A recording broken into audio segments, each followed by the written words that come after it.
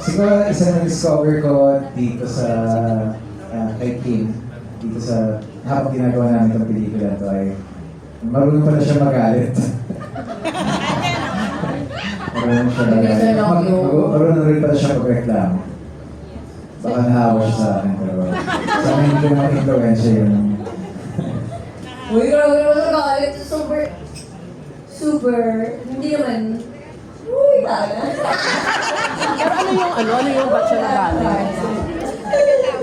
Paolo, ano yung parang pataan yung eksena yung parang siya nagalit? Wag na. Kasi, naman. Minor things sa set.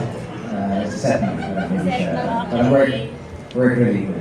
Perfectionist, mga perfectionist. So, likes to have things in order, diba?